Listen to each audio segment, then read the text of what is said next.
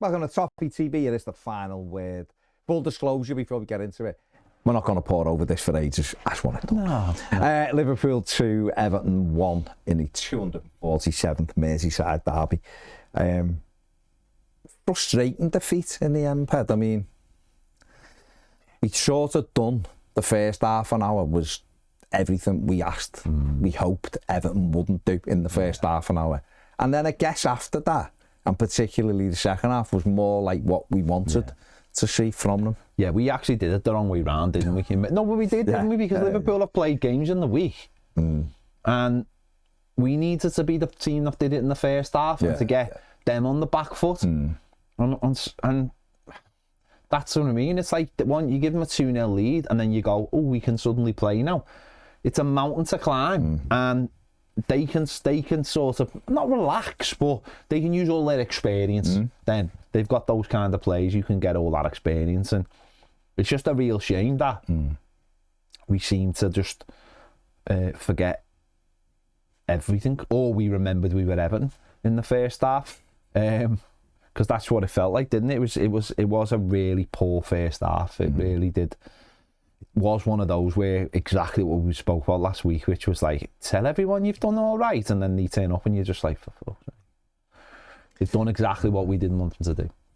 It was weird, wasn't it? I mean, the team was probably, I think, what most people expected, wasn't it, really? Obviously, no Mail and Roll on the bench, which was a little bit disappointing, but the team itself was, I think, what everyone thought it'd be. Liverpool, we know they're a top side, the champions. They've spent a lot of money as well. The bench is excellent, so it's always going to be a difficult game. But we come out and we just, it wasn't even doing things like giving the ball away a lot. It was the fact that they were too quick. It just reminded me a little bit of like how we started at Leeds, where everything was frantic, and when we did get it, we didn't get any support. So the likes of Beto, listen, he's not amazing at keeping the ball anyway. He's the one who gets involved in chaos, tries to bring the defenders into a bit of a scrap. So that was what was frustrating. But the biggest thing for me was, even though Liverpool had the ball and looked nice and sharp, they actually didn't do anything until they scored them. They scored the goal. What I mean is, it wasn't pressure building, and then a goal. The goal, and it was an absolutely brilliant goal, just sort of came out of nothing, didn't it? But it was a really good goal. If you give the ball away as often as we were doing, or just not, just aimless passes or aimless hoofing. We were a bit slow as well. Do you know what? Again, I'm going to say it. I've said it, a bit of a broken record in the last couple of weeks. The amount of times we just go backwards with the ball, it's got to be something that David Moyes has got to address in this team. Going back, the centre-backs are nervous, and I understand the pressure. Spoke about last week against Villa, and it ends up going to Pickford, who just lobs it down the pitch. And physically, they're a bigger side than we are, and they were winning those battles. And Beto's not winning too many, and if he does, there's no one near him. And because we just weren't up to the pace of the game. But if you're not keeping hold of the ball, and obviously when we went 2-0 down, that's when we started actually just keeping the ball, stringing a few passes together, building confidence, and there wasn't any of that straight away. It was like, I don't know, that's one of the issues Everton I'm going to have to sort out, is in away games, like you mentioned, Leeds, it's like going to grounds and in the first 10 minutes, not taking the sting out of it by like not conceding, but taking the sting out the game by keeping hold of the ball. We've got good players, and yet, again in that first 10 minutes, and don't get me wrong, they're a really good side. I've got no problem saying it, because of course they are a really good side. Like, but you're gonna have to keep the ball, retain it, and then win your battles. And certainly in the first 30 minutes, we just didn't do that. It was so frustrating that we've allowed them to just make a run into it's a great ball. I think Mo Salah, isn't it? Just bends it into the run of Gravenberch. It's a brilliant goal. Hooks it back across the keeper. You're one down, and you've given them the worst thing you can give them. They're a good side, playing well, and you're behind early on, and you're thinking, right. But I think the only sort of real time we got forward in that opening half an hour, we actually he had a chance to score. It was a good little move. Grealish does really well. Lovely little dummy on the touchline, cuts in, knocks it through to Dewsbury Hall. If he hits the target, he might score. If he goes across Alisson, he might pass it out, and Beto's there. Didn't even hit the target, and that was the frustration because it was a really good run. But that should have been a little bit of a thing to go, actually, we've just played a bit of football. We've got in quite easily, really. It was a bang, bang, bang, and we're in. And then a couple of minutes later, they go down the pitch and it's 2-0. And you're like, we've rode, you know, the only other chance they had for the second goal was Gakpo and he hit it into the floor. That was it. Liverpool were knocking it around, but we were all right in terms of they weren't carving it. We weren't doing anything with the ball, don't get me wrong, but they weren't carving us open. We were defending quite well. But then they go and score a second goal and, you know, they just run off the back of people, grab him, plays a good ball, and it's a brilliant finish from Mikitike. It's a lovely touch in it first time, and the kind of thing Beto doesn't do, which is what he done really well was good first touch, and he'd hit it before anyone could get set, and it's beyond Pickford. And 28 minutes in, you're thinking, this could be 4 or 5. If we carry on, it'll be 4 or 5-0. I think watching their players, certainly watching, you know, their centre forward, what you see is just there's like a presence about them, like there's a confidence about them. You saw that with him when he did that little like scorpion flick over Toffee in the second half. There's a real presence about them that, like, that's what you're paying for, isn't it? It's like that lad's come in and there's no bedding in period for him. He doesn't need weeks and he's around weeks and months or whatever. And he's around the same age as Barry, isn't he? And that's the difference, isn't it? That's what you're paying the 70, 80 million pound for, because they are ready to come in and score goals straight away. And that's the difference, sadly, of that level of confidence. You've seen that with the goal. His goal, he's on it straight away, and there's no second thoughts about it. And of course, he's up against Michael Keane, and Michael Keane can't get over to it. And, you know, with Branthwaite, maybe Branthwaite be quicker over the ground and maybe blocks it off.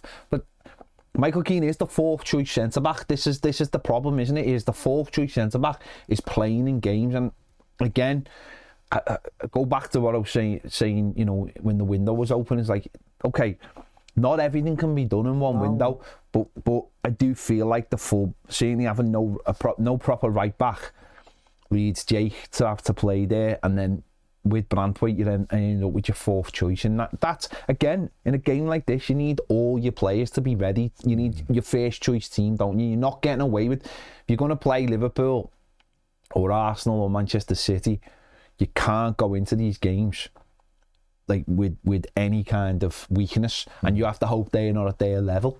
And sadly, we've come into it, and we are.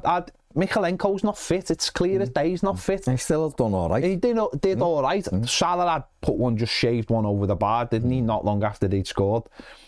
But the whole makeup of the defence still looks nervous. It's still in possession. Well, it's not in possession. When we get the ball at the back, we either play diagonals or we go back to the goalkeeper. It's never anything like, we never even sort of play it into midfield. Well, that's Branthwaite. I know, that's what I'm saying. So we're still missing a major cog in this.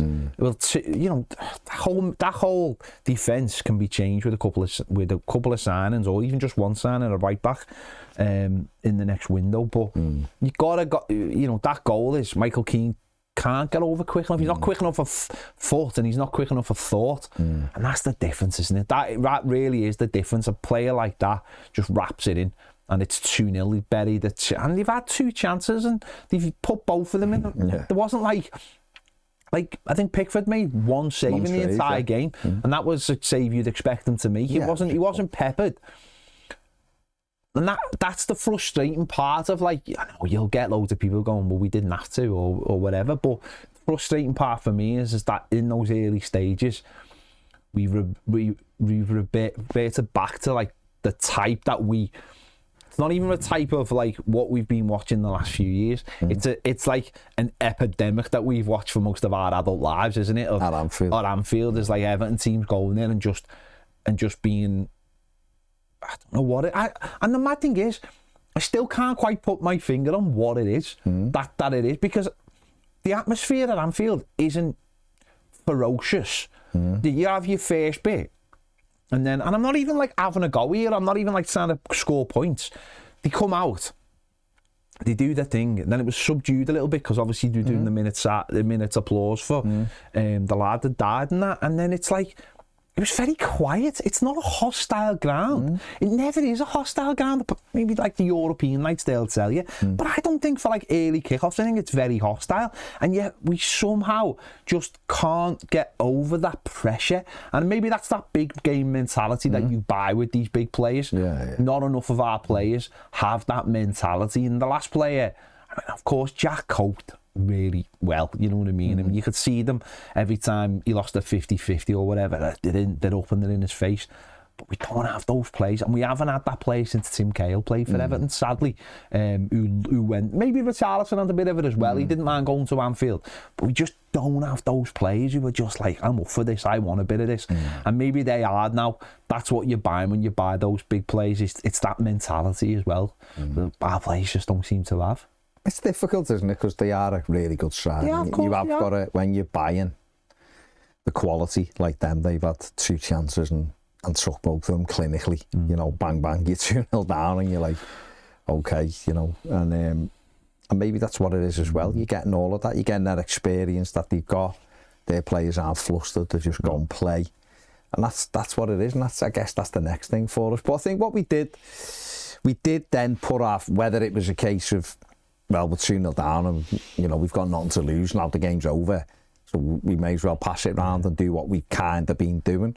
And we did get a real foothold in the game then, and, you know, we've had a good little move. Briol's got in again, cut it back, and Idrissa's kicked the ball and one foot onto the other, and it just looped into Alisson's arms. And that was sort of, you know, we'd had a better one that he sort of flicked over in the 6-yard box that he should have done better with. They've got a couple of blocks in when we've had shots away. We've gone in at half-time, but we had a lot more of the ball building up to half-time, and we go in at the break. The manager makes a change, takes Beto off, puts Barry on. And we came out with just a much better attitude in the second half. I know in his press conference he sort of hinted he'd had a go with them at the break. But Jack Grealish hinted that they'd had a go with each other. You know, and Moyes said, didn't he, you know, what, we'll keep that between the players and stuff, which is absolutely right. But it is, isn't it? Because we were on the front foot. Because he has to carry, the manager has to carry the camp for it. He's the one, the record, they love to show the record of his at Anfield, but he has to carry the camp for those players, doesn't he? So, but we did. I mean, it is the Beto being subbed that's massively telling, isn't it? Yeah, of course. Of course, because when you're up there, he had 2 decent games against Liverpool last season, home and away. He knocked them about. Goodison, he bullied Konate out of it. Yeah. And Van Dijk didn't want to go near him. And at Anfield, he had a good goal against the both of them. You know, he scored one on Van Dijk, was just offside, and he took the ball off the pair of them and hit the post when he should have scored. So he did okay against them. They're obviously a brilliant partnership. He did okay, but on Saturday they coped with him easily. The pair of them could have had slippers on. He was terrible in that first 40. There was one where he went short for the ball, lost it, and they ended up breaking. And luckily enough, he chased after him, won it back. But I just thought that was just a little microcosm of the way he played. He just offered us nothing, and I don't know. I feel like he needs to be reset. Yeah. He needs to go back on the bench and be wound up back again, like he was like when Moyes came in. Like I'm ready to go, and I just feel like, I mean, well, I think the thing is, listen, credit to Van Dijk and Konate, they dealt with him comfortably.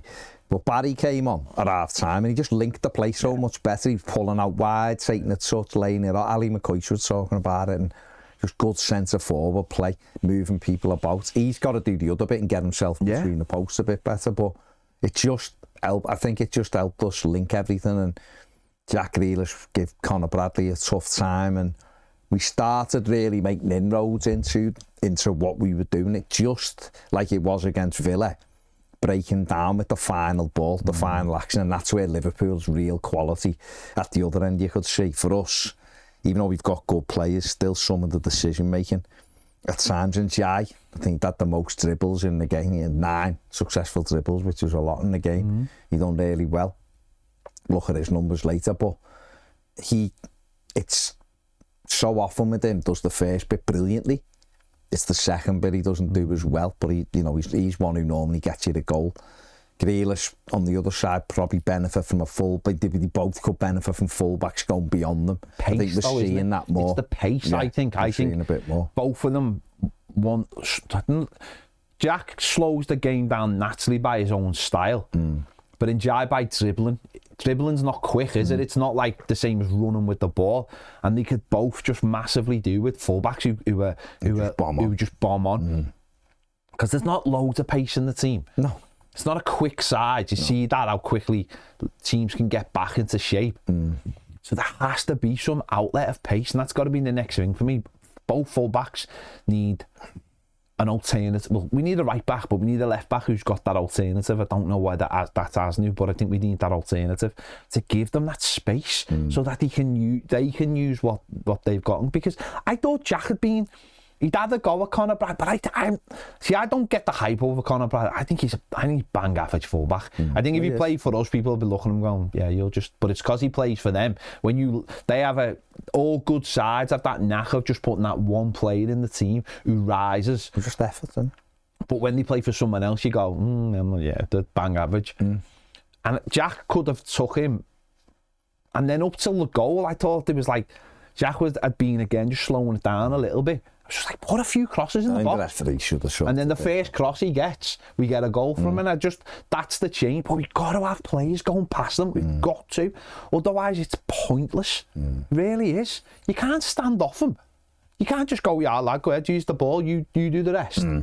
But you hear it though, don't you, when our players are talking sometimes, just get it to Jack. Well, that's great, but you've got to use Njai. He's good. Dewsbury Hall's good on the ball.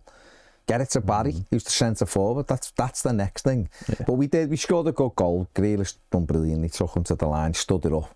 Great first touch by Njai to roll his first ever assist, I think, for Everton. Yeah. And Idrissa smashed it in the roof of the net, or high into the net. Alisson didn't have a chance, and it was game on. They were very nervous, slots, making changes. Look worried on the side, and it was like, come on, this is here for us now. This is really here for us. There was nothing to really. They weren't hurting us at any moments. They had one moment where Kirk it was a tremendous ball, and Salah's first touch is unbelievable with the outside of his foot.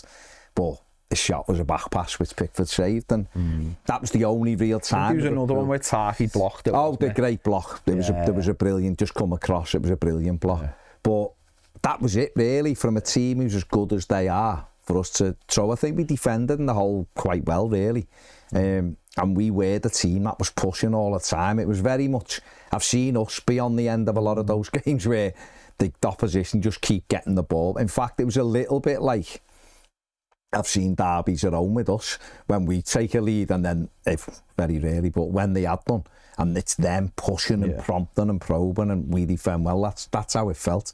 But we just ultimately didn't have enough quality in that final third, and we didn't put them under enough pressure. We had Grealish put another cross in, didn't he? And it ended up with Alisson having to jump, but there wasn't. I mean, that's the problem, isn't it? Kirk did make two brilliant clearances at the far post. With ultimately, we haven't created enough chances. No. We haven't made their goalkeeper make a save. No. It's all right saying it was a better second. And it was a better second half. The intent was better. But we haven't. They will say they've managed that second half really well because of the way they broke up the game. I thought between like the 65th minute and the 75th to the 80th minute, they started slowing the game down, which again leads on to the minutes that were added to the game was mad. But he started slowing the game down, and making the subs and stuff. So they've used experience, but we haven't created enough. And obviously, when we've tried to be inventive, the referee has not helped us, which is another talking point. But we have to do more. I mean, as you mentioned before, Barry, I think is 100%. Pass completion for the game, but are we getting him into the right areas? Is he getting into the right areas? Are we providing? The set pieces are abysmal. They are abysmal. We don't look like scoring from any set piece, and that's something I find very un-Everton, because when we've been absolutely garbage. We've always had the ability to score from set pieces. But it's been that. It's almost like as we've improved, we've thrown the set pieces out, or we just. Because last season, parasite football. No, but think of the first half of last season under Sean Dyche. We had nothing but set pieces. It was the only way we were ever going to score a goal, wasn't it? It was the only. We had nothing in open play. Now, all of our goals are in open play, and there's nothing coming from set pieces. I think back to Anfield in April. You know, we had about 4 corners near the end, and you could see they were flapping, and every corner was terrible. You know, and at the weekend we got it. It's 2-1, and you're thinking these will be feeling under pressure, and they were a little. There was one in the first half where Alisson sort of flapped at it a little bit. But other than that, there was nothing. I do find it an incredible blind spot for Moyes when it feels weird, you hear stories of ex-players and how defensively you'd have them in on a Monday morning working like the punishment for like losing a game from a set piece would just be repetition. I find it that we're not doing that the other way, because set pieces, you know, Arteta has literally taken Moyes' big book. Maybe that's it. Maybe it was a book and he passed it on to Arteta, thinking I will never need that book again because I'm packing up. And he needs to take it back because set pieces, you know, you look at this game, it's 2-1 if we're getting corners and our fans are there and we're putting them in and they're getting nervous. We got a corner in the 91st minute, I think, or something, and Grealish volleyed it with his calf up into the air, but that should have been a ball whipped in, and then it's, you know, that Liverpool should have been thinking, their fans should be like what we would have been like if they'd got one. We'd be thinking they'll score. I do think think, you know, he brought in somebody last season to do it who obviously wasn't his job. You know, we should be scouring the earth to find the earth. Something. Well, why not? Why not? It's a global game.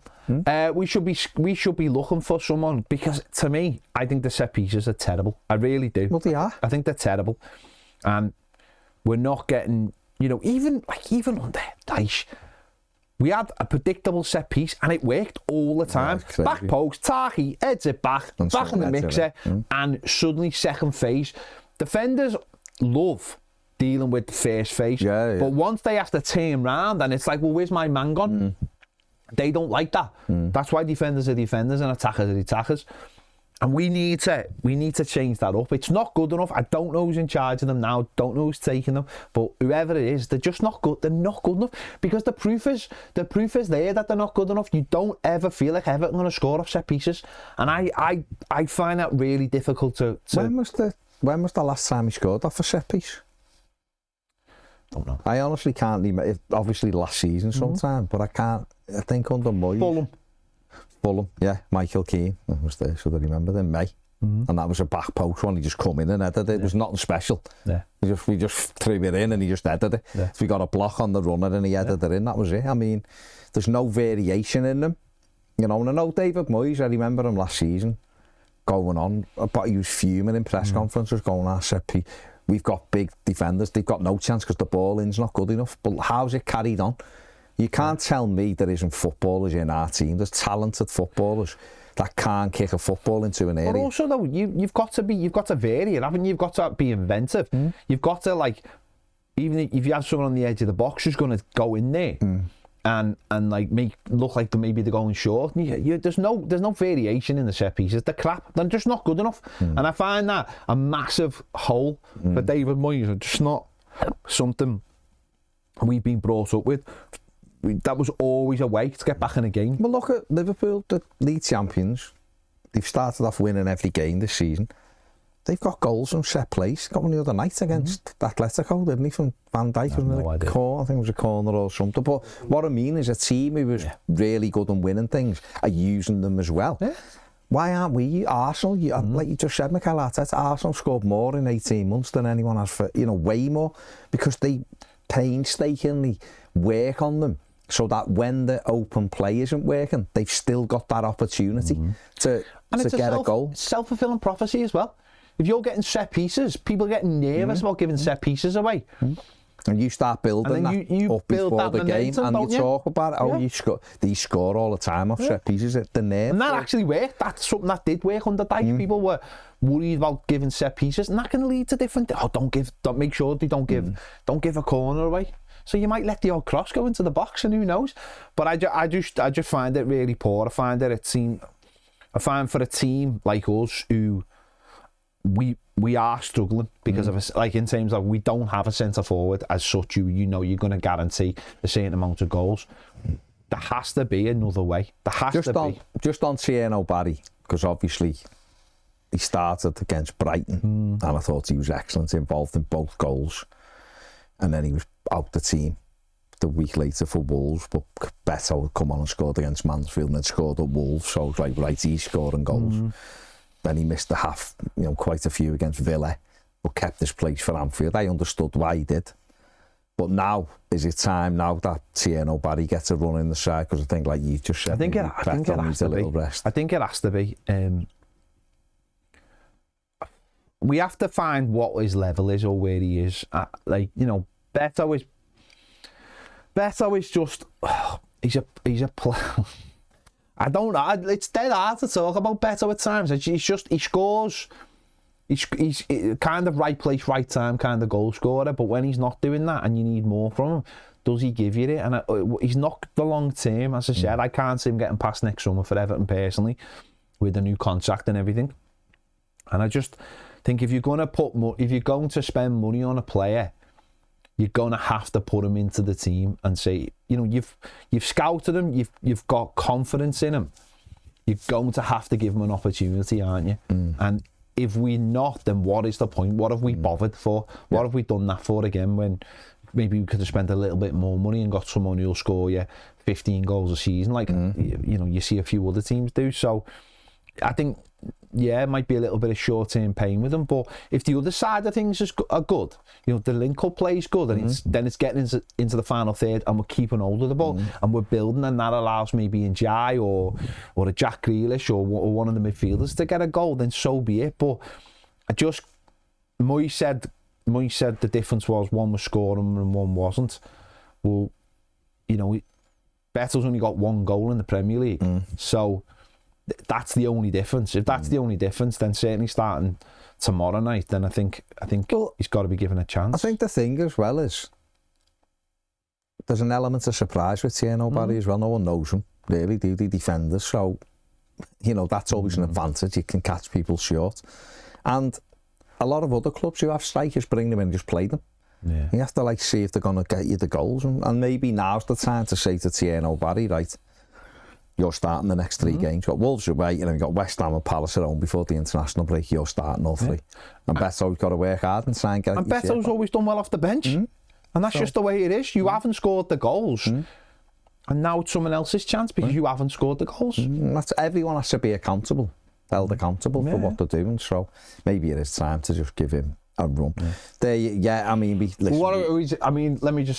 Obviously the yellow card which puts him on 4 yellow cards, 1 more yellow card and he gets suspended, which is mad for as many games. But the booking is just, don't get me wrong, I'm not like here with me big book, but I do find that just in general in football just so frustrating when, like Moyes said, they're trying to create a game which is faster.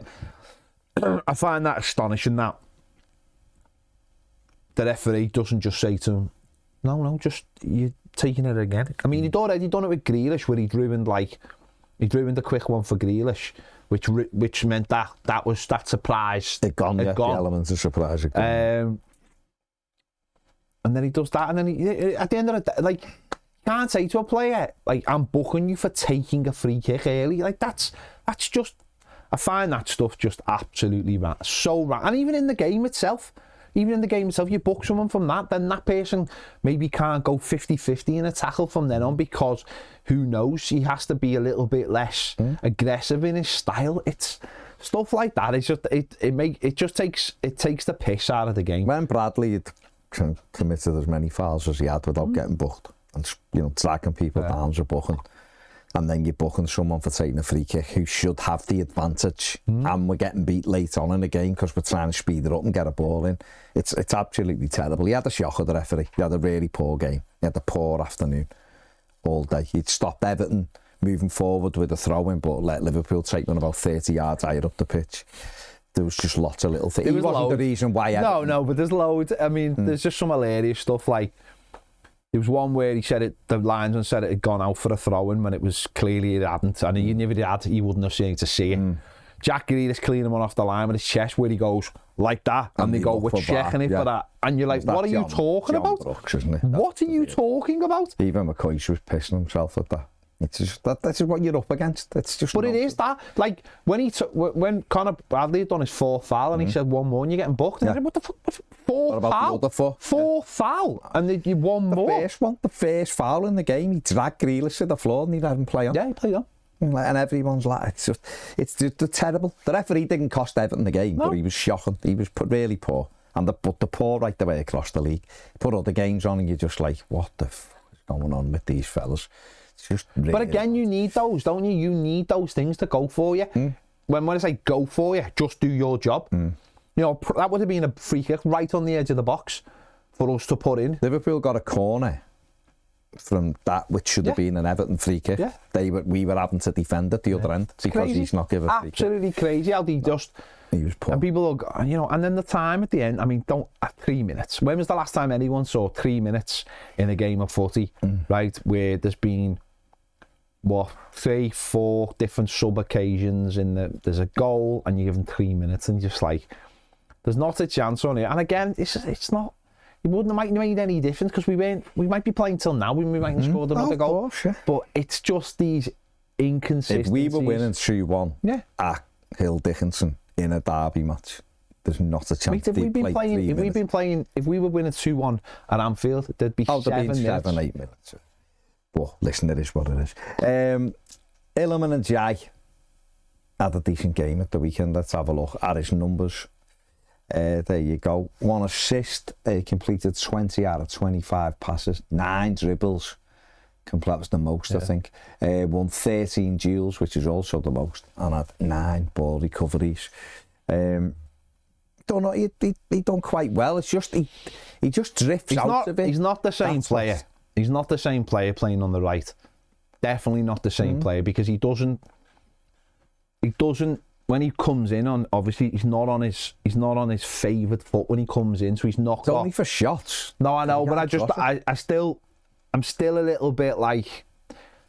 Hopefully it becomes more and more, but I still don't think he's as dangerous for us on the right. I think he's added goals, of course, because he's getting into the same areas, but. We'll see how it develops. He's got an assist. No, don't get me wrong. I mean, numbers-wise, he's got 2 goals and assists in his first 5 games. That's obviously much better. But let's just see. Again, he's somebody who needs a fullback. He needs a fullback going past him. Of course he does. There you go. Let us have a look at the stats from the game anyway. There we go. Liverpool. I mean, it's got Liverpool 0, Everton 0. I don't know why. Tremendous. I wish that was the scoreline. 11 shots to 9, 3 on target for Liverpool, 2 for Everton. An XG of 0.90 to an XG of 0.70. Liverpool had 57% of the ball to 43. I wish it was 0-0. Not sure why James was put 0-0 there, but fair play, that's a slap on the wrist for James. Any Reds watching it? Yes, we do know. We got beat 2-1.